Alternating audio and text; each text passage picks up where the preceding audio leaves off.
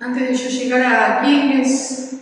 que era mi nuevo nombramiento, se había hecho todo un trabajo previo, donde ya se había cerrado un hogar de niños, y se había hecho todo un trabajo, una caminata comunitaria, se había sondeado el barrio y había dado como resultado de que lo que necesitaba nuestra comunidad era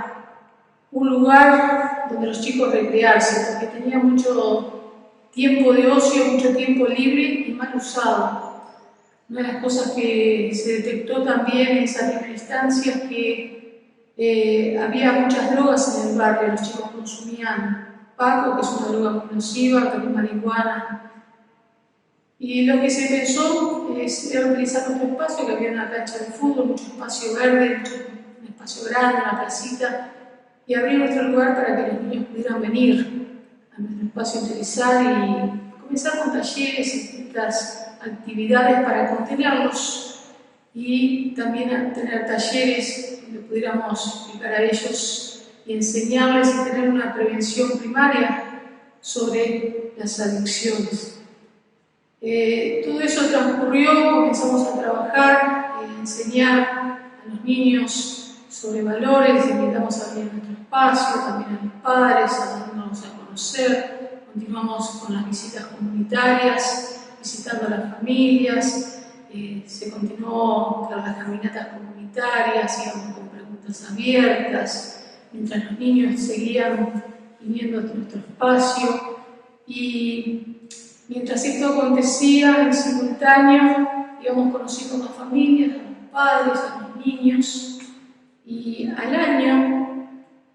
también pudimos ver, yo creo que ya por la confianza de habernos conocido un poquito más, de interactuar un poquito más, que no tan solo convivían con la realidad de las adicciones, sino que también había un problema que era el tema de que había muchos abusos sexuales en el barrio, a veces temas de incesto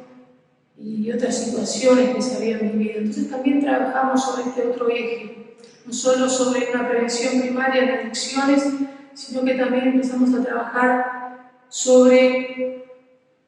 el fortalecer los vínculos y trabajar en la enseñanza de cuidar a nuestros niños. Empezamos a trabajar sobre un programa que se llama Claves, todo un trabajo que se llama Jugando nos fortalecemos para enfrentar situaciones difíciles y enseñamos a los niños a cuidar su cuerpo y a poder decir no sobre algunas situaciones, a no guardar secretos y demás. Todo a través de maneras también lúdicas, canciones, y continuamos también con otros talleres, danza, manualidades, talleres atractivos, donde también podíamos descubrir ciertas potencialidades en los niños. En algunos pudimos descubrir que tenían muchas habilidades manuales, en algunos pudimos descubrir que eran muy buenos haciendo cesterías y replicándolas en la casa.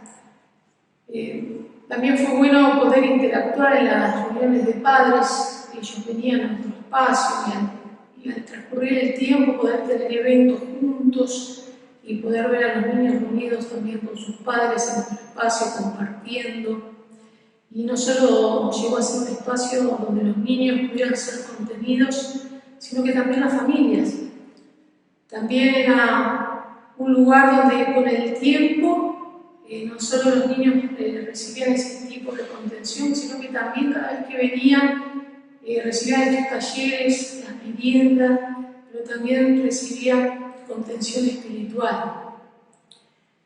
Tenían su devocional y aprendían de Dios. Y era bueno ver como que era tanta la necesidad de buscar de Dios que también pudieron venir no solo los niños, sino que las familias con el tiempo, y pudimos tener un lugar de contención, nosotros llamamos una avanzada, y hoy tenemos un cuerpo en ese lugar donde las familias pueden venir a buscar y compartir del Señor. Porque es importante interactuar con la comunidad, es importante interactuar con la comunidad para establecer vínculos de confianza, relacionarnos y poder caminar juntos, apoyarnos y realmente sostenernos, escucharnos y aprender